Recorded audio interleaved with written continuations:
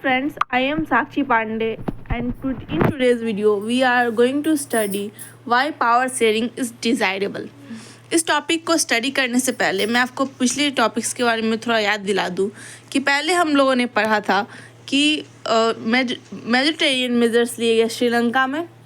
हम लोगों ने बेसिकली श्रीलंका और बेल्जियम की स्टोरीज पढ़ी थी, जिसमें हम लोगों ने ये पढ़ा था कि बेल्जियम और श्रीलंका में डाइवर्सिटीज़ थी, जिसके कारण वहाँ के लोगों में कॉन्फ्लिक्ट होने के चांसेस थे।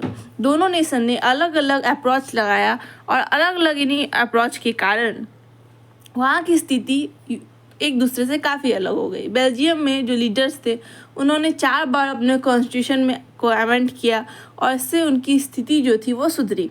वही श्रीलंका में क्या हुआ कि मेजोरिटेरियन मेजर्स लिए गए, जिसके कारण वहाँ पे जो स्थिति थी वो बिगड़ती चली गई, सिविल वॉर हुआ और वहाँ की इकोनॉमी का, पॉलिटिकल लाइफ का काफ़ी नुकसान हुआ। आज हम चलेंगे हमारे नेक्स्ट टॉपिक की ओर, जो है why power sharing is desirable, मतलब हमें पावर शेयरिंग की क्या ज़रूरत है। तो चलिए देखते हैं। Thus, 2 different sets of reasons can be given in favor of power sharing. Power sharing के फेवर में 2 रीजंस दिए जाते हैं। Firstly, power sharing is good because it helps to reduce the possibility of conflict between social groups.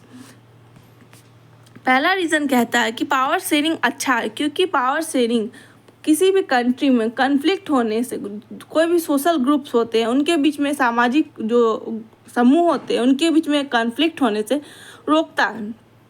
Since social conflict often leads to violence and political instability, power sharing is a good way to ensure the stability of political order. क्योंकि social conflict से समाज में violence और political instability यानी कि राजनीतिक अस्थिरता बढ़ने की चांसेस हो जाती है। इसीलिए पावर शेयरिंग एक अच्छा तरीका है जिससे कि किसी भी सोसाइटी के पॉलिटिकल ऑर्डर को मेंटेन करके रखा जाए।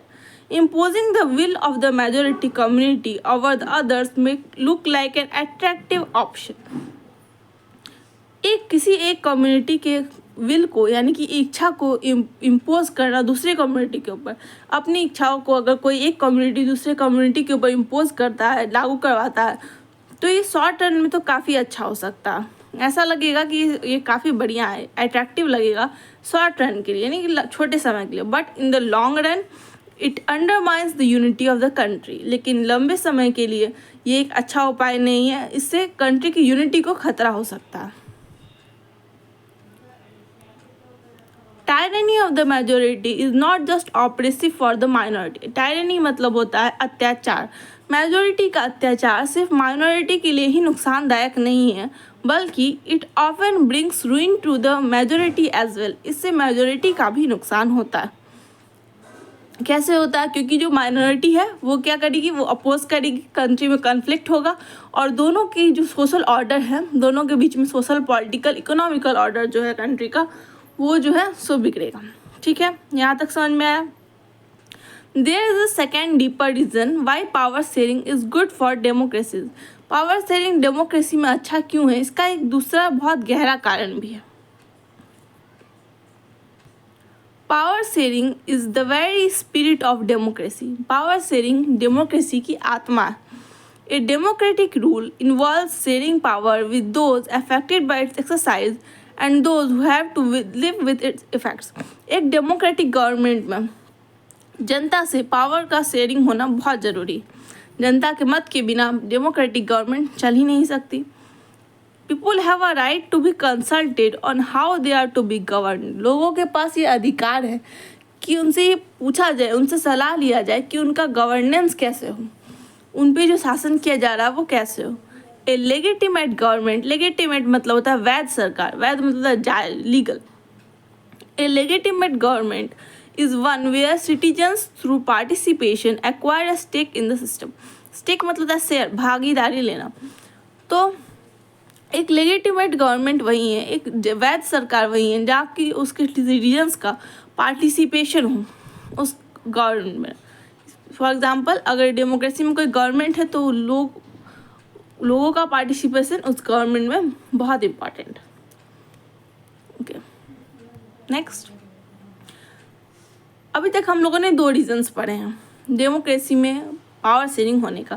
पहला रीज़न ये था कि डेमोक्रेसी में जो पावर शेयरिंग होता है उससे कन्फ्लिक्ट, सोशल कन्फ्लिक्ट रिड्यूस होते हैं और कंट्री की यूनिटी को जो खतरा होता है वो कम हो जाता है, कंट्री की यूनिटी बरकरार रहती है।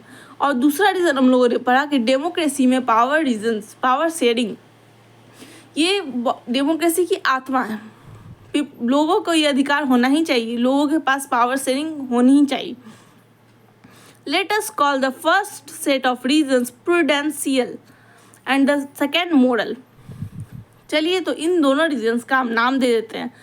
जो पहला रीज़न था हमारा उसको हम लोग कहेंगे प्रूडेंशियल रीज़न, और जो दूसरा रीज़न है उसको हम लोग कहेंगे मोरल रीज़न।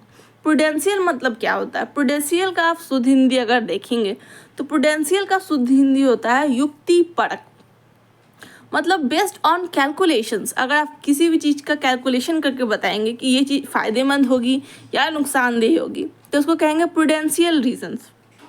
तो पावर शेयरिंग क्यों अच्छा है? पावर शेयरिंग इसीलिए अच्छा है ये वाला जो रीज़न इसका, पावर शेयरिंग इसीलिए अच्छा है क्योंकि इससे सोशल कॉन्फ्लिक्ट खत्म होगी और पॉलिटिकल स्टेबिलिटी बनी रहेगी, कंट्री में यूनिटी रहेगी। तो इस रीज़न को कहते हैं प्रूडेंशियल रीज़न। जबकि जो दूसरा रीज़न है हमारा कि power sharing is the spirit of democracy, without power sharing a democracy can not stand, इस रीज़न को हम लोग कहेंगे मोरल रीज़न। ओके, तो ये दो सेट ऑफ रीज़न है। While prudential reason stress that power sharing will bring out better outcomes, moral reasons emphasize the very act of power sharing as valuable. Power sharing जो prudential reason है वो इस बात पे फोकस करता है कि पावर शेयरिंग का आउटकम्स क्या होगा, जो नतीजे होंगे वो क्या होगा, जबकि मोरल रीज़न इस बात पे फोकस करता है कि power sharing as a idea क्यों ज़रूरी है।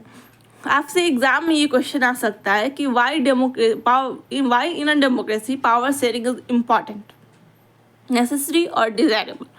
तो आपको ये दोनों पॉइंट्स लिखने होंगे। या फिर आपसे ये क्वेश्चन आ सकता है कि differentiate between the prudential reason and moral reason of power sharing. तो आपको इन दोनों में डिफरेंस लिखना है, और आपने डिफरेंस में जो ये दोनों पॉइंट तो लिखेंगे ही, साथ में आप ये वाला पॉइंट भी लिख सकते हैं। अगर आपको वीडियो अच्छा लगा हो तो लाइक कीजिए, शेयर कीजिए, सब्सक्राइब कीजिए और आगे आने वाली वीडियोस का इंतज़ार कीजिए। Thank you very much.